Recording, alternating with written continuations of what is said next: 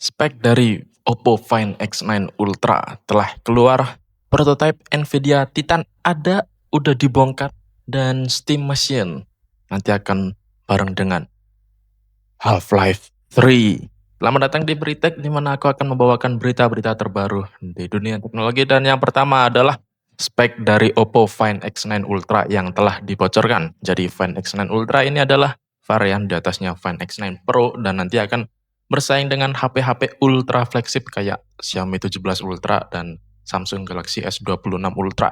Sekarang speknya udah dibocorkan di internet. Menurut Tech Home di Twitter, HP ini akan mempunyai layar 6,8 inci 2K yang seharusnya OLED sih, tapi nggak ditulis di sini.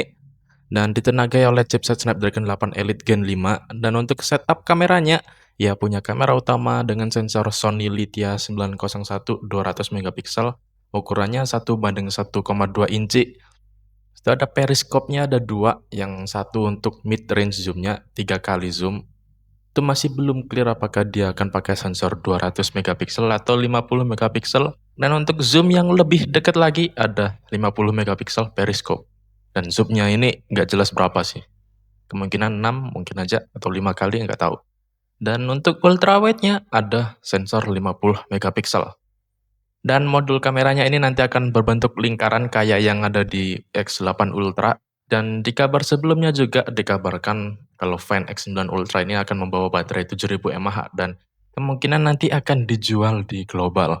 Ini perlu diamati lagi dan kita tunggu apakah dia bisa bersaing dengan saudara lamanya Vivo X300 Ultra yang menurutku itu menjadi yang benchmarknya nanti kalau dia akan rilis. Dan selanjutnya, ini adalah prototipe Nvidia Titan telah dibongkar oleh Derbaur. Jadi grafik card raksasa ini punya 18.432 CUDA core. VRAM-nya ada 48 GB GDDR6X. Untuk konektornya ini spesial banget karena dayanya itu super gede. Dia pakai konektor 6x8 pin yang dikonvert ke 2x12 pin. Jadi ini bisa mengantarkan daya hingga 900 watt.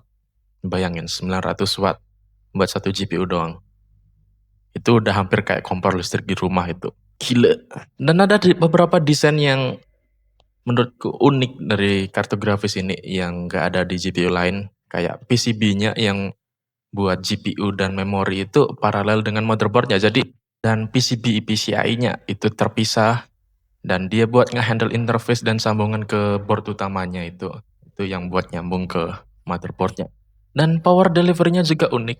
Dia nggak pakai konektor langsung nyambung ke PCB kayak gitu, tapi dia pakai contact pads dan konduktor tembaga yang diintegrasikan di coolernya sendiri, langsung nyambung ke input 12 pinnya. Dan banyak spekulasi kenapa GPU ini nggak dijual. Dan salah satunya itu kayak speknya yang terlalu mepet dengan lini produk workstation mereka. Dan dia juga butuh silikon top tier dan desain mekanisnya juga terlalu mahal.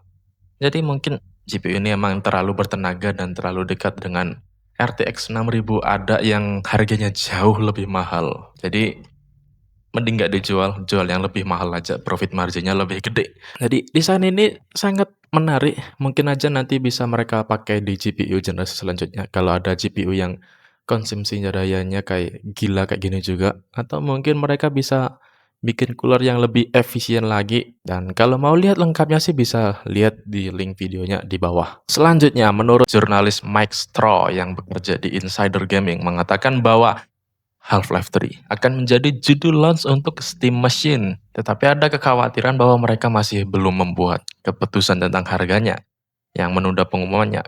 Ini karena harga RAM yang naik berkali-kali lipat sejak Oktober kemarin, dan kenaikannya ini terus makin parah aja tiap waktu. Dan ini sangat penting karena Valve itu jual ini sebagai PC, bukan konsol yang bisa dijual rugi. Jadi mereka tetap aja ambil untung walaupun kecil. Ini masih menjadi masalah. Gimana mereka kemasang harganya dan masih kompetitif. Di jendela peluncuran yang dia berikan ke jurnalis tersebut itu adalah musim semi 2026 untuk semua produk yang mereka umumkan bulan lalu. Kayak Steam Frame, Steam Machine, Steam Controller, kayak gitu. masih direncanakan musim semi 2026. Dan dari sumber-sumber yang ia dapatkan juga masih bersikukuh bahwa Half-Life 3 ini akan keluar di musim semi bareng dengan mereka. Sekarang ini Steam Machine nasibnya itu sangat bergantung dengan timing. Apakah mereka akan tetap menjualnya di musim semi dengan harga RAM yang mungkin lebih tinggi lagi dari sekarang, atau mereka akan menunggu hingga akhir tahun depan dengan harapan harga RAM akan turun, tapi mereka harus saingan dengan GTA 6 yang juga akan rilis di jendela yang sama. Kalau nggak salah GTA 6 itu di November. Gimana pun juga ini dilema yang sangat sulit dan Valve pasti akan menimbang segala faktornya, dan cuma satu hal yang bisa disalahin, AI. Dan sekarang masih berhubungan dengan isu harga RAM. Dan ini masalahnya juga nggak beda jauh kayak Steam Machine. Jadi siap beli device baru dan nanti akan ada RAM yang lebih dikit dari generasi sebelumnya, karena menurut perkiraan TrendForce, kapasitas RAM di HP dan laptop baru nanti akan turun. Dan menurut TrendForce ini, mereka merilis kayak tabel untuk HP high-end nanti seperti flagship kalian atau bahkan sub-flagship kayak Galaxy S FE ataupun Poco F series nanti transisi ke RAM 16 GB-nya akan melambat. Jadi lebih dikit HP yang bawa RAM 16 GB atau mungkin tetap sama jumlahnya kayak tahun lalu. Dan sedangkan untuk di mid range, HP RAM 12 GB nanti akan perlahan menghilang dari pasar. Dengan kapasitasnya maksimal itu diperkirakan cuma sampai 8 GB doang. Jadi HP RAM 12 GB makin lama makin dikit untuk di sektor mid range. Dan untuk entry level harus bersabar. RAM 40, RAM-nya 4 GB doang. Jadi mungkin aja nanti kita lihat HP yang di harga 2 jutaan kecil itu bawa RAM 4 GB doang lagi. Yang jujur aja kayak sedih banget kalau lihat kayak gitu. Jadi nasibnya itu makin gak jelas untuk HP-HP ini. Dan juga di laptop itu nasibnya juga menyedihkan, kayak di entry level itu mau gak mau sih ya emang karena Windows yang gak bisa jalan di RAM bawah 8 GB lagi, mereka akan tetap dijual di kapasitas yang sama. Mungkin harganya dinaikin aja kayak gitu.